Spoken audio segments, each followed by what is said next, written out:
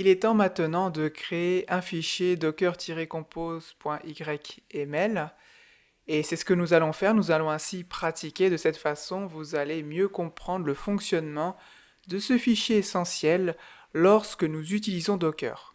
Je vous propose de commencer par créer un dossier. Dans ce dossier, on mettra notre fichier. Donc, je vais créer le dossier. Je peux l'appeler par exemple... Alors, je peux l'appeler par exemple exercice docker-compose. Voilà, vous pouvez l'appeler comme vous voulez. Ensuite, je rentre dans ce dossier et je vais créer directement mon docker-compose.yml. Sachez que vous pouvez également l'utiliser ou l'appeler compose.yml tout seul, sans le docker tiré, et c'est d'ailleurs ce que nous allons faire. Voilà, j'ai bien le compose.yml dans mon dossier que je viens de créer. Je vais vouloir ensuite modifier le fichier compose.yml. Pour cela, je peux utiliser un éditeur de code. Je vais faire simple, car notre compose.yml sera simple. Je vais utiliser un éditeur de texte directement intégré dans le terminal, l'éditeur de texte Nano. Donc là je me suis trompé, donc je recommence. Voilà, je suis bien dans le fichier compose.yml. Alors, est-ce que vous vous rappelez ce qu'il faut y mettre? Dans un premier temps, il faut mettre des services qui correspondent donc à des images, ou en tout cas à des conteneurs qui seront basés à des images. Donc, je vais nommer mon service myUbuntu. Je le nomme comme je veux. Moi, j'ai choisi myUbuntu. Je vais utiliser une image. Donc, ça va créer un conteneur, bien entendu, mais il sera basé sur une image. Et je vais utiliser l'image que l'on connaît bien, celtac/ubuntu-ping-ip. Et je vais nommer ce conteneur d'une certaine façon grâce au container name. Et je vais le nommer par exemple celtac ubuntu. Et c'est tout. Pour l'instant, voilà, je vais juste faire ça. Donc je sors en sauvegardant. Et on a bien modifié notre compose.yml, comme vous pouvez le constater. Maintenant, nous allons exécuter les informations que nous avons transmises via le compose.yml. Notez bien cette commande, car elle est importante. C'est celle qu'on utilise plus lorsqu'on utilise le fichier docker-compose.yml ou compose.yml. La commande est la suivante, docker, espace, compose, up. On appuie sur Entrée. Et là, on me dit qu'il y a un petit souci, donc je vais corriger tout de suite. Alors, probablement que l'erreur vient de l'indentation, elle est trop grande. Je pense que c'est ça. Donc, on va modifier. On retourne dans notre compose.yml. Et ici, je ne vais pas faire de tabulation, mais je vais mettre 2 espaces. Donc, ici, 2 et 2. Et ici, 2 et 2. On sort, on sauvegarde et on va voir si ça fonctionne bien. Donc la commande c'est docker compose up, commande très importante. Donc là ça fonctionne bien. Donc il va télécharger l'image, donc elle existait déjà. Et ensuite, voilà, il va créer le conteneur. Et ensuite, le conteneur va s'arrêter. Alors, est-ce que le conteneur existe réellement? Eh bien, pour le vérifier, on utilise une commande que vous connaissez bien, docker ps. Alors docker ps-a, car le conteneur est arrêté. Et on voit bien qu'il existe. On voit d'ailleurs son nom ici, le nom que nous avons choisi. Mais malheureusement, le conteneur s'est arrêté. Et nous voulons qu'il continue à fonctionner pour interagir avec lui.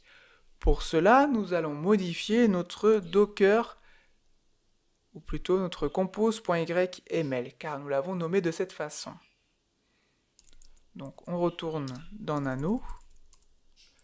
Voilà. Et ici on va ajouter quelques informations. Alors 1, 2, 3, 4.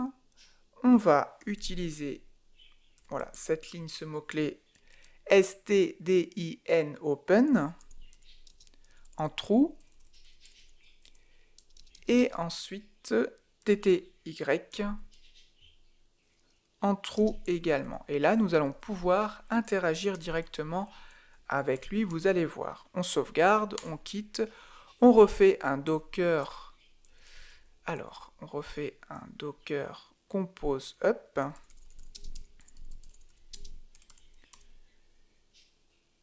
Le conteneur a été créé, il a été lancé, mais il n'est pas arrêté. Pour le prouver, nous allons ouvrir un autre terminal et on va pouvoir vérifier cela ensemble. On fait un docker ps et on voit bien le terminal et cette fois-ci il n'est pas arrêté. Et on peut donc y entrer grâce à la commande qu'on connaît bien, docker exec it. Ensuite on peut mettre bien, le nom de notre conteneur et ensuite bash. Et là, on est bien à l'intérieur de ce conteneur. On peut le vérifier grâce à ce numéro, l'ID conteneur qu'on retrouve ici. Donc les choses fonctionnent bien. Comment arrêter le conteneur? Eh bien très simplement, on retourne dans ce terminal-là et on fait un CTRL-C. Cette fois-ci, il est arrêté. D'ailleurs, on nous a déconnecté ici automatiquement étant donné que le conteneur a été arrêté. Si on fait un docker ps-a, on le voit bien ici, il existe toujours. Mais il est arrêté, comme indiqué dans les statuts.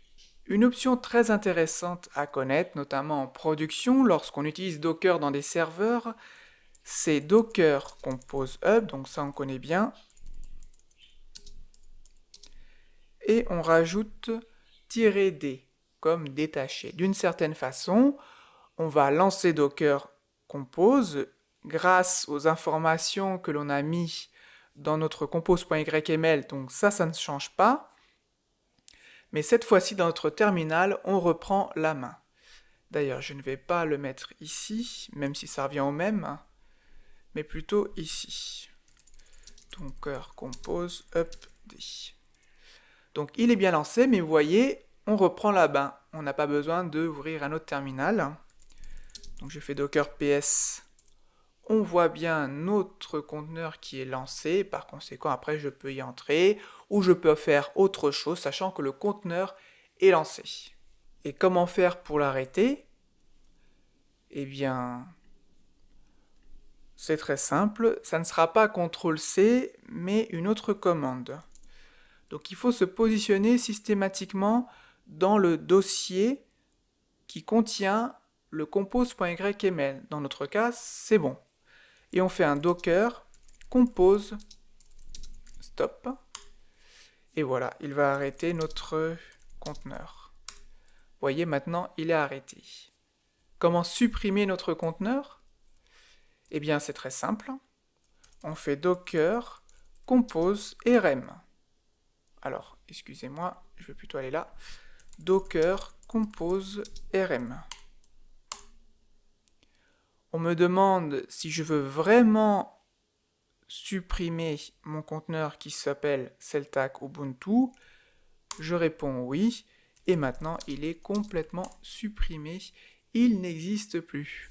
Alors bien sûr, ici, on a utilisé un exemple très simple avec juste un conteneur dans notre compose.yml.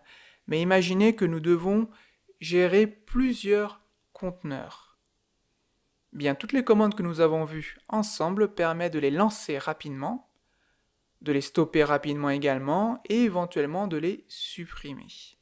Et ça, c'est vraiment très bien. D'ailleurs, plus tard dans la formation, on va utiliser nos connaissances en rapport avec le docker-compose.yml pour déployer des conteneurs utiles.